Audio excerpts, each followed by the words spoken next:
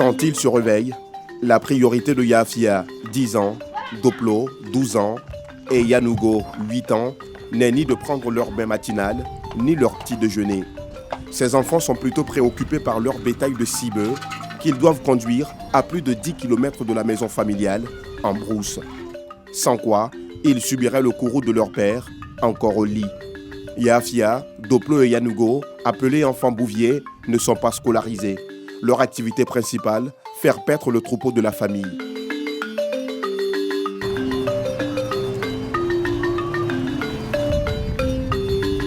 Les voilà partis pour une journée au fin fond de la brousse. Aucun adulte pour les accompagner. Le trajet est bien loin, mais nos petits bouviers ne craignent absolument rien. Ils partent à leur rythme, le cheptel de la famille devant eux. Sur le chemin menant au champ de la famille, les enfants sont rattrapés par leurs envies de bambins. Ils ramassent des objets, s'amusent, dansent et fredonnent des musiques en langue locale. Yafia est un fin connaisseur des musiques traditionnelles sénoufo.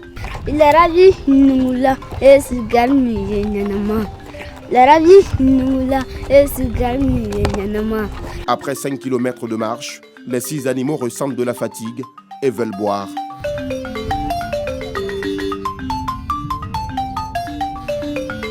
Pendant cette petite pause, les 3 enfants bouviers sont rejoints par leur sœur aînée. Fatou Kartiosiango est une lycéenne. Ce matin, elle décide d'accompagner ses jeunes frères au pâturage.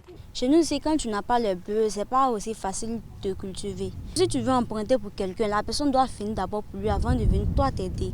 Donc quand tu as des bœufs, tu fais tes travaux quand tu veux et comme tu veux. Nadienne!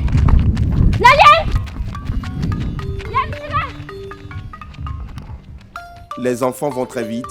Encore 5 km de marche et nous sommes au champ. Fatou les rattrape au pas de course. Dans la campagne isolée, les bœufs traînent beaucoup trop les pas. La tâche revient alors au Benjamin Yanougo de les fouetter pour qu'ils avancent. Ce jeune homme, du nom de Wafungo, est le frère aîné de Fatou. Avant la naissance de ses petits frères, c'est lui qui envoyait paître les bœufs. Mais il a dû arrêter pour se consacrer à la culture du coton. C'est qu'ici, le métier de bouvier est réservé exclusivement aux enfants. Bon, pas rien.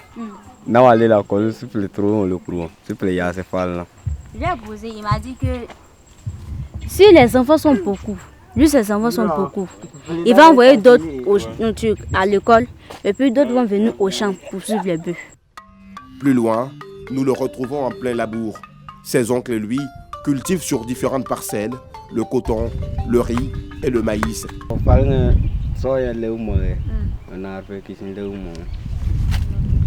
dit que non, que le métier qu'il faisait avant et puis ne lui rapportait pas aussi que ça.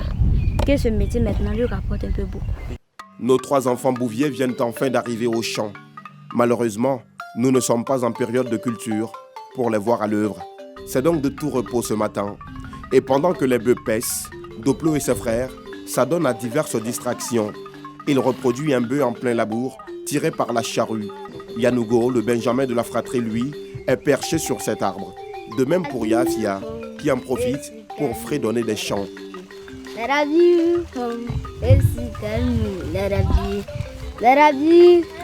Le plus âgé, son rêve, aller à l'école comme certains de ses cousins et amis du village. Oui, je veux bien aller à l'école. Je vais devenir quelqu'un d'important aussi. Une situation qui afflige Fatou.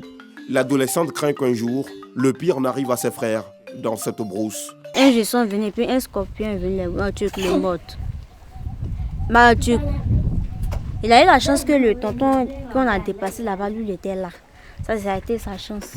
Souvent, quand il vient comme ça, le bonheur, quand il me réveille, j'ai pitié, mais on ne peut rien faire. Chacun a son boulot. Ça me fait de la peine que mes petits frères font ce boulot, mais comme c'est le choix des parents, on ne peut rien faire. Souvent, ces enfants bouviers quittent la maison sans prendre le petit déjeuner. Impossible d'en avoir à midi en pleine brousse. Ils sont obligés d'attendre leur retour à la maison, à la tombée de la nuit. Quand on prépare, on vient les appeler pour aller manger. Dans le cas contraire, quand on n'est pas là, quand ils me font, ils prennent déjà leur déjeuner, c'est fini.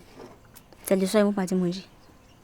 En tout cas, je ne sais pas, comment ils s'arrangent. C'est que si, à mon avis, je dis que non, ils ne mangent pas. Quand ils vont donner les bœufs à boire, ils boivent là-bas et puis c'est fini. Fatou n'a qu'une mission à présent, Elle promet dire à son père de scolariser ses frères. Mieux, elle souhaite que tous les parents d'enfants bouviers scolarisent les leurs. J'aimerais dire à tous les parents des enfants bouviers de Kolia de faire partir les enfants à l'école parce que l'école de nos jours est importante pour nous. L'école, ce n'est pas forcément reçu demain. Tout le monde ne peut pas reçu à l'école. Mais au moins, il faut savoir lire ou soit écrire ton nom. Il faut savoir t'exprimer au moins en français. Ça, c'est déjà bon. À quelques mètres du champ des Siongo, ces autres enfants bouviers sont en plein labour. Le plus petit est à la tâche, le corps recouvert d'une épaisse couche de boue. Dans toute la région de la Bagoué et singulièrement ici dans la ville de Kolia, le travail de ces enfants a fini par s'imposer dans beaucoup d'esprits comme une coutume. Certains parents refusent même de scolariser leurs enfants. Le rêve de ces tout-petits reste tout de même de retrouver un jour le chemin de l'école comme tous leurs camarades. Au crépuscule, l'on assiste à un défilé de troupeaux accompagnés d'enfants dans la commune. Ils sortent de partout, les vêtements transformés en de véritables haillons. C'est l'heure de regagner leur domicile, prendre leur bain et bien évidemment le dîner. Parmi eux, les frères Siongo, abandonnés plus tôt par Fatou. Leur sœur aînée a dû regagner le domicile pour les tâches ménagères. Et quand ils arrivent à la maison, ils attachent soigneusement le troupeau. Un acte qui permet d'éviter la fuite des bœufs. En l'absence de leur père, c'est la grand-mère des enfants qui s'ouvre à nous. Elle nous explique les raisons profondes de ce travail qu'accomplissent ces petits-enfants. Et c'est encore Fatou qui nous aide pour la traduction. Elle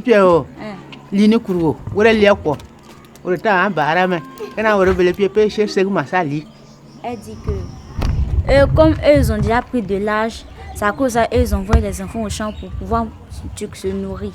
Non loin du domicile de la famille Siongo, Waradio Konaté revient également du champ. Contrairement aux autres enfants, Waradio est élève et passe en classe de 5e. Pour lui, le travail de bouvier est d'abord un métier socialisant qui rapporte énormément. C'est grâce à les bœufs on paie notre outils. C'est les bœufs qui cultivent l'arachide. Et puis on paie notre outils. À l'aurore, la vie reprendra son cours à Kolia, cette petite localité de la Bagoué. Les enfants bouviers vont parcourir encore plusieurs kilomètres pour labourer les champs de leurs parents, espoir ultime de la subsistance de toute la famille. Pourtant, en Côte d'Ivoire, la loi numéro 2010-272 du 30 septembre 2010 interdit formellement la traite et les pires formes de travail des enfants. Une loi dont les modalités d'application ont même été précisées dans le décret numéro 2014-290 du 21 mai 2014. À cela s'ajoutent les nombreuses actions de sensibilisation et de répression du Comité national de surveillance des actions de lutte contre la traite, l'exploitation et le travail des enfants, présidé par la première dame, Dominique Ouattara.